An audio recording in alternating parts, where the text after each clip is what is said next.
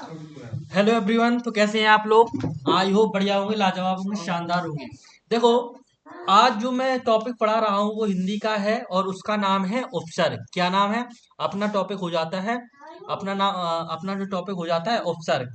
यानी कि जो हिंदी में एक दो नंबर के जो क्वेश्चन आते हैं आपके, this is very important topics, ठीक है ना। बहुत इंपॉर्टेंट टॉपिक हो जाती हैं आपके एक एक, क्योंकि आपने सुना होगा कि बूंद बूंद से ही घड़ा भरता है ना। तो ये एक एक जो दो दो नंबर के टॉपिक है बहुत इंपॉर्टेंट हो जाते हैं, ठीक है। तो अगर आपने इस क्लास को पूर्णतः देख लिया तो आपके दो नंबर जो पक्के हैं, जो मैं आपको नोट कराऊंगा ना, तो वो पूर्णतः पक्के हैं नंबर, ठीक है। तो आज अपना टॉपिक है उपसर्ग। कौन सा है? उपसर्ग, ठीक है। आज हम लोग पढ़ेंगे उपसर्ग। देखो, सबसे पहले तो आपका मन में आ रहा होगा कि भैया उपसर्ग होता क्या है। तो उपसर्ग, उप मीन्स होता है आगे। क्या होता है? आगे, यानी कि जो चीज आगे लगा दी जाए उसको बोलते हैं उपसर्ग, ठीक है ना। जैसे अगर हम इसकी परिभाषा की बात करेंगे, अगर मैं परिभाषा की बात करूँ, यहाँ पर परिभाषा लिख सकते हो, यहाँ पर परिभाषा लिख सकते हो कि जो, अगर आप नोट भी कर सकते हो, है ना, जो किसी, तो सबसे पहले यहाँ शब्दांश लिखो। शब्दांश, जो शब्दांश, ठीक है। तो जो शब्दांश शब्द शब्द के आरंभ में लगकर उनके अर्थ में विशेषता ला देते हैं, अथवा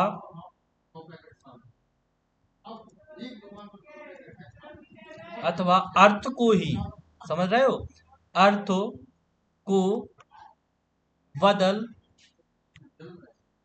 देते हैं, उन्हें उपसर्ग कहा जाता है। यानी कि जो शब्दांश किसी शब्द के आरंभ में लगकर, समझ रहे हो, आरंभ में लगकर उनके अर्थ की विशेषता बता देते हैं, यानी विशेषता बता देते हैं या उसके अर्थ को ही बदल देते हैं, उसको हम लोग कहते हैं उपसर्ग, ठीक है ना। जैसे आप जैसे यहाँ पर देख सकते हो, अधिक है। जैसे अधिक है, तो अधिक में उपसर्ग क्या होगा? आगे क्या लगा हुआ? आ लगा हुआ है, तो यहाँ पर उपसर्ग कौन सा होगा? आ होगा, ठीक है। परिभाषा देखो नहीं पूछा जाता है आपके एग्जाम में, लेकिन एक क्वेश्चन यहाँ से बन जाता है। जैसे उपसर्ग का शाब्दिक अर्थ होता है, उपसर्ग का शाब्दिक अर्थ होता है, तो उपसर्ग का जो शाब्दिक अर्थ शब्दांश होता है, क्या होता है? शब्दांश होता है। वेरी वेरी इंपॉर्टेंट, आपके एग्जाम में पूछ लेंगे ऑब्जेक्टिव फॉर्म में कि बताइए कि उपसर्ग का शाब्दिक अर्थ वो शब्दांश होता है, तो और उपसर्ग का शाब्दिक अर्थ कौन होता है? तो उपसर्ग का शाब्दिक अर्थ शब्दांश होता है, ठीक है। अब मैं जो उपसर्ग को लिखाऊंगा, जो समझाऊंगा, बहुत इंपॉर्टेंट है, आप उसको देखिए, ठीक है, ठीक है।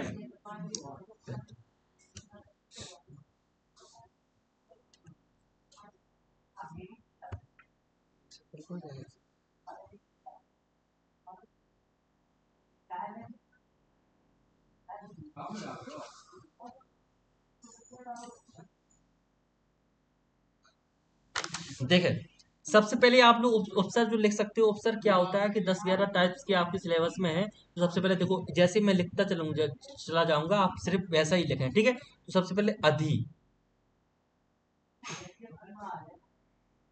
अधि, ठीक है, अधि हो गया अपना, ठीक है। इसके बाद लिखे आ। जैसे मैं लिखवा रहा हूँ, जो जो मैं उत्तर लिखा दूंगा 100% वही आपके पेपर में आएगा, कंफर्म मानिए, ठीक है।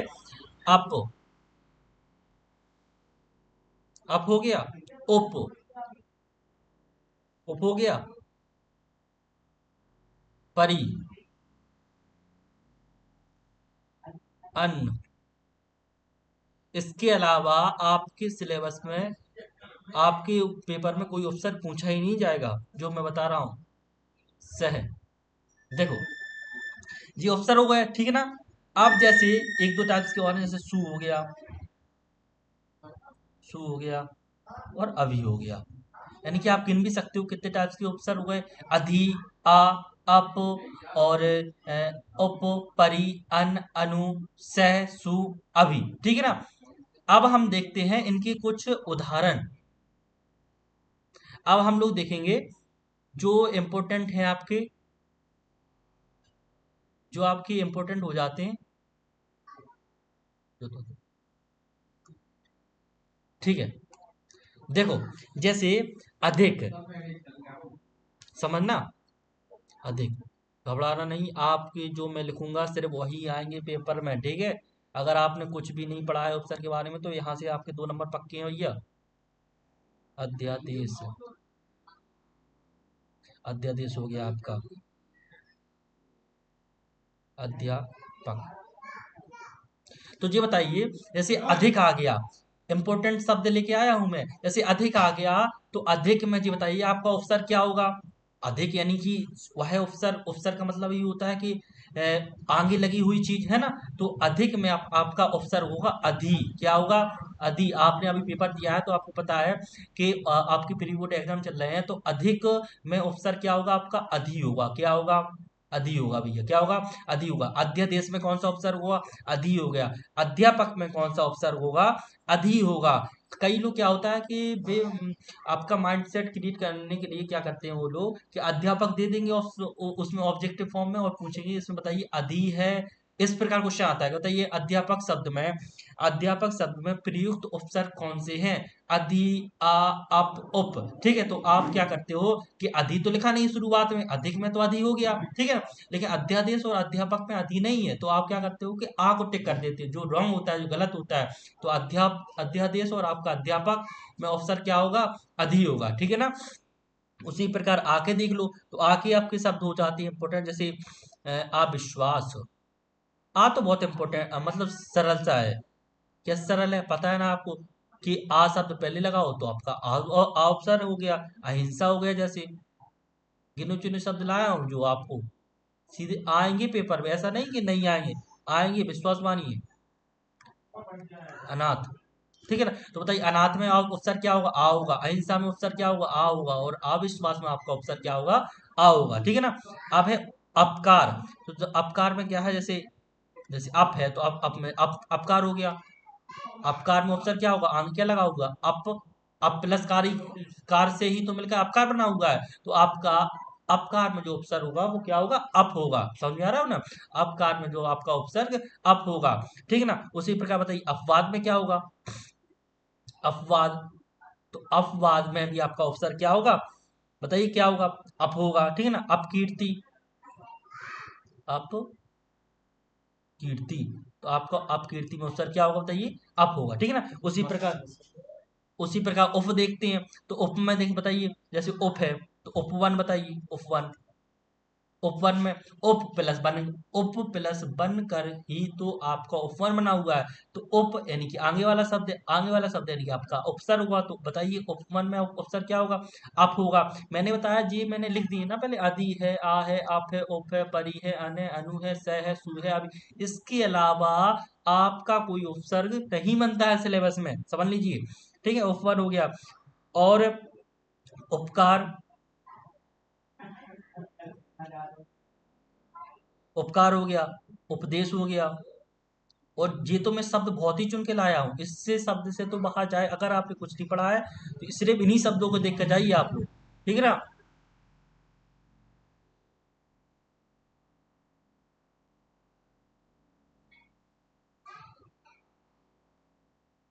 ठीक है, अब देखते हैं परी है आपका, अभी पेपर में आया होगा परी।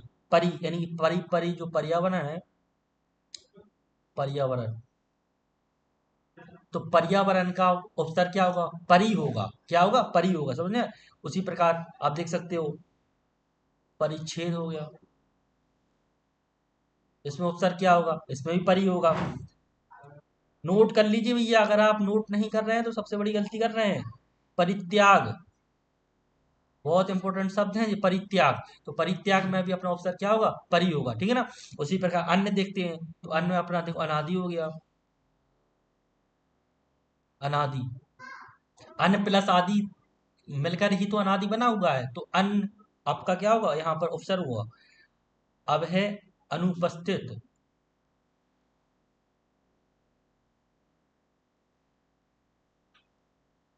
अनुपस्थित हो गया,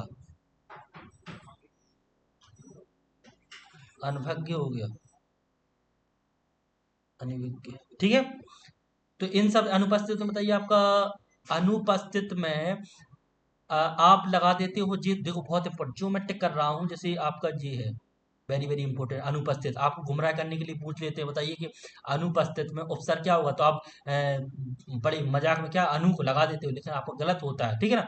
पर उसी प्रकार पर्यावरण बहुत इंपॉर्टेंट है। परिवहन पर्यावरण क्या है, हर शहर में पूछा जाता है क्वेश्चन, आपने देखा होगा।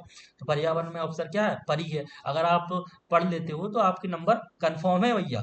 उसी प्रकार अनु को देख लेते हैं, तो अनु तो बहुत सरल है। अनु यानी कि शुरुआत में क्या लगाओ, अनु लगाओ, तो अनुकरण हो गया। जैसे अपना अनुकरण हो गया, अपना अनुरूप हो गया, अपना अनुरूप हो गया, ठीक ना। आपका अनुचर हो गया। तो अनुचर में अनु प्लस चर बन के अनुचर बना हुआ है, तो अनु में अपना उपसर्ग क्या होगा, अनु होगा। समझ में आया ना। उसी प्रकार जी सहबी, सहबी प्रकार का उपचार है, वो सॉरी उपसर्ग है ना। तो सह में शब्द, सह के शब्द देखो इंपॉर्टेंट, जैसे सहमति। पूछते हैं भैया ये शब्द, बार बार रिपीट करती नहीं शब्दों को।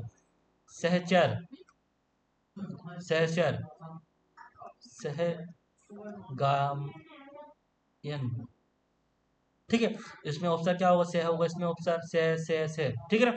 उसी प्रकार सु है, तो सु में देख लेते हैं अपन लोग। पेन को चेंज कर लूं मैं।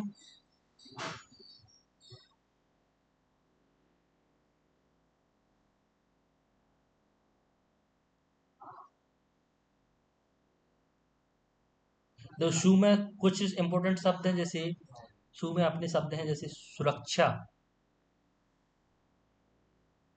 सुरक्षा इंपॉर्टेंट है, सुरक्षा हो गया। सुपथ हो गया, बहुत सरल उपसर्ग है सुपथ, ठीक है ना। अभी, अभी में है, जैसे अभिमुख हो गया अपना, अभिमुख, अभिमुख हो गया, अविसर हो गया, अविशार, अविशार हो गया, ठीक है ना। अभिराम हो गया। तो अभिराम में अपना उपसर्ग क्या होगा, अभी होगा। अभिसार में अपना उपसर्ग क्या होगा, अभी होगा। अभिमुख में अपना उपसर्ग क्या होगा, अभी होगा, ठीक है ना। एक और उपसर्ग इंपॉर्टेंट हो जाता है, जैसे मैं यहाँ लिख देता हूँ आपको, निर, निर, निर्दोष। आप इसका क्या कीजिए, स्क्रीनशॉट ले लीजिए एक बार, ठीक है ना। अगर मैं पूरे उपसर्ग को मैंने लिख दिया है, यही से आपके पेपर में क्वेश्चन आएंगे। निर्धन, निर्जन, निर्जन। बस इसके अलावा आपके एग्जाम में कोई क्वेश्चन नहीं बनेगा, आई एम गारंटेड, ठीक है। मैं गारंटी के साथ कह रहा हूँ। जैसे आपका अधिक, अधिक हो गया, तो अधि में अधि उपसर्ग हो गया। अध्यादेश में क्या हो गया, अधि हो गया। अविश्वास में क्या हो गया, आ हो गया। उप, अपकार में क्या हो गया, अप हो गया, है ना। तो आप देख सकते हो, आपका अधि उपसर्ग है, आ उपसर्ग है, आपका अप उपसर्ग है, और परि उपसर्ग है, और अनु उपसर्ग है, और सॉरी अन्यथा वो जी अनु उपसर्ग है, से उपसर्ग है, और अपना सु उपसर्ग हो गया, अभी उपसर्ग हो गया, और वहां पर निरुपसर्ग हो गया, ठीक है ना। इतनी प्रकार के आपके सिलेबस में उपसर्ग है, ठीक है ना। चलो मैं कुछ की प्रैक्टिस करवा दूं, जैसे क्वेश्चन में पीवाईक्यू करवा देता हूँ, क्वेश्चन आती कैसे है, ठीक है ना। तो क्वेश्चन आते इस प्रकार है भैया, किस प्रकार आते हैं, चलो मैं देख लेता हूँ। जैसे आपका प्रश्न आएगा, आपका प्रश्न कैसे आएगा, प्रश्न होगा, देख सकते हो आप, प्रश्न होगा कि उपसर्ग होते हैं, उपसर्ग होते हैं, उपसर्ग होते हैं। तो उपसर्ग होते हैं, मैंने पहले ही बता दिया, जो उपसर्ग होते हैं वो कैसे होते, शब्दांश होते हैं। तो शब्दांश जो कि शब्द के आरंभ में लगकर, यानी कि उपसर्ग होते हैं शब्दांश। इंपोर्टेंट क्वेश्चन नोट कर लीजिए, शब्दांश। समझ में आया, क्या हो गया, शब्दांश हो गया। अब क्वेश्चन आएगा, प्रश्न एक क्वेश्चन और है, जैसे पी बाई क्यू है ये सब। उपसर्ग को कहते हैं, जैसे उपसर्ग को कहते हैं आदि प्रत्यय। उपसर्ग, उपसर्ग को कहते हैं, उपसर्ग को क्या कहते हैं, आदि प्रत्यय। आदि प्रत्यय का मतलब क्या होता है कि प्रत्यय यानी कि प्रत्यय उपसर्ग प्रत्यय होता है, प्रत्यय यानी कि पीछे वाला हिस्सा, तो प्रत्यय की आदि यानी कि आगे आदि का मतलब होता है शुरुआत। जैसे आपने देखा होगा आदि पुरापाषाण काल हो गया, है ना, तो आदि यानी शुरुआती काल होता है, तो आदि मीन्स क्या होता है, शुरू होता है, राइट। तो आपका उपसर्ग को कहते हैं आदि उपसर्ग, आदि प्रत्यय कहते हैं, और उपसर्ग होते हैं शब्दांश होते हैं। वेरी वेरी इंपॉर्टेंट क्वेश्चन है, ठीक है। जैसे अब देखते हैं कुछ उपसर्ग को देखता हूं, जैसे अप, अपव्यय।